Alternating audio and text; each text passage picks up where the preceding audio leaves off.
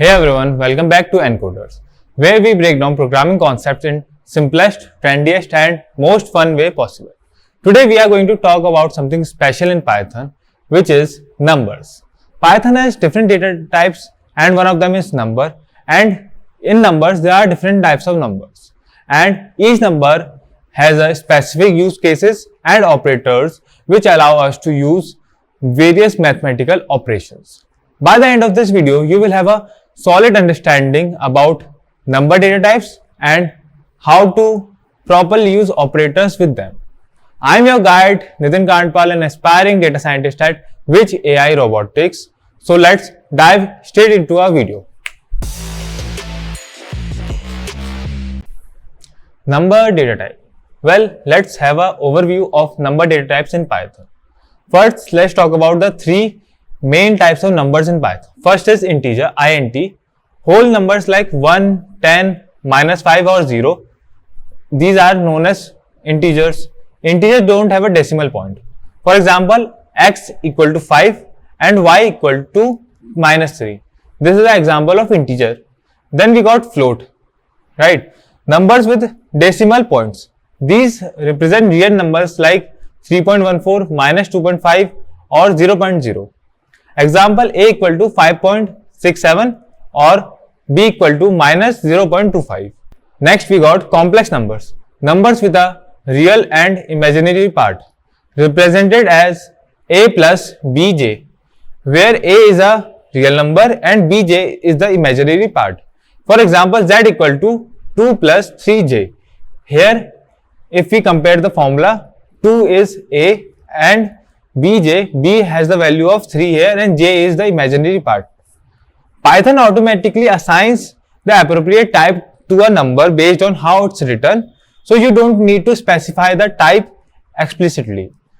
So Python has a simple job, which is just we have to write the type of the number as it is and it will automatically assign its type. As if I write 3.5, then it will be assigned as float easily. Basic operators for number. Well, basic operators we can use with numbers are this: arithmetic operators, addition. Well, here as we can see we have a code: x equal to 5, y equal to 3. Result. Here in result we are printing x plus y, right? So we got the answer as 8. Then we got subtraction. Well, subtracts one from another. We got 2 as x minus y, right? Then we got multiplication. Then we got division. Divides one number by another. Note one thing, that this will always returns a float value. As here we can see 1.6666. It's a float value, right? Then we got float division. Well, it divides one number by another and rounds down to the nearest whole number. So 1. Then modulus. Well, modulus just give us the remainder after division. Then we got exponent. Well, raised to the power of another, which is this. Now key points. Division always gives a float value. Remember this. And float division is useful when you want whole number result. Like if you don't want the decimal part, then use float division. And if you want the complete answer, then use division, as it will give the answer in float. Then we got operators precedence. Let's talk about operator precedence. Python follows the PEMDAS rule, which stands for parenthesis, exponents, multiple and division, then addition and subtraction. This is known as PEMDAS. Friends, we have already talked about arithmetic operator in detail. So here the link will be popping up. You can check out that video after this video, so you can understand what is arithmetic operator, how we use them. Now, for example, here, right, we can see that 3 plus 5 into 2. First, multiplication is done. As it has higher precedence than addition, then addition will be done. But if we use parenthesis here, then the output will be changed, as we are doing the parenthesis part first, which is addition. 3 plus 5, which is 8, then 8 multiplied by 2, which is 16, right? Understanding precedence is crucial when writing complex equations, as even in math classes, if we don't know how precedence or this thing works, then we will just have the wrong answer every time. So we should know which operator will be evaluated first, and then what is the precedence of the operators. Now working with float, working with float numbers, there are some important points to note. Float can sometimes introduce small rounding errors due to how computer stored decimal values. For example, here x equal to 0.1 plus 0.2. Now if I just run the output, as I get 0.30000 to the 4, right?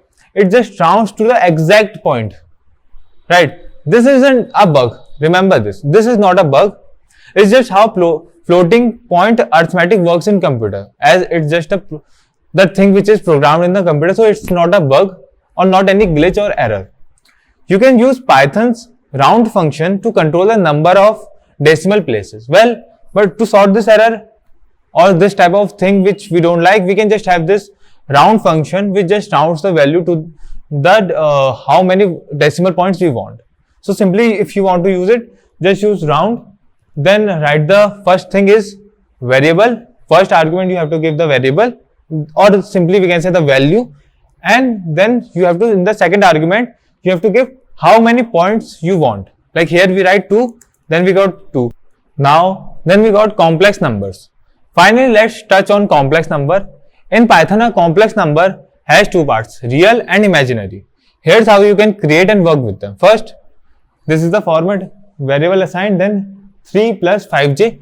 If you write j with any number, then it's a complex number. So now, if you want to know the real part and imaginary part of this, then you can use print z equal dot real and z dot imaginary, then you will get the real part and imaginary part.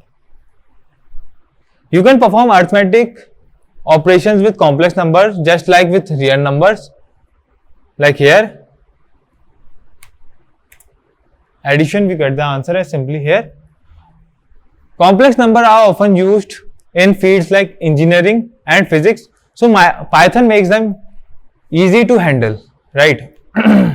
Now let's quickly have a summary of what we learned today. To wrap it up, Python has three main numeric types: integer, floats and complex number. You can perform all basic arithmetic operators using plus, minus, multiplication, division, floor division, etc. Be mindful of operator precedence when writing expressions. Float might have precision issues, so use round when needed, otherwise don't use round function. Complex number allows you to work with imaginary numbers directly in Python. So if you are a physics or math student, then it will be very helpful for you. I hope this video gave you a proper understanding about number data types and how to use operators with them.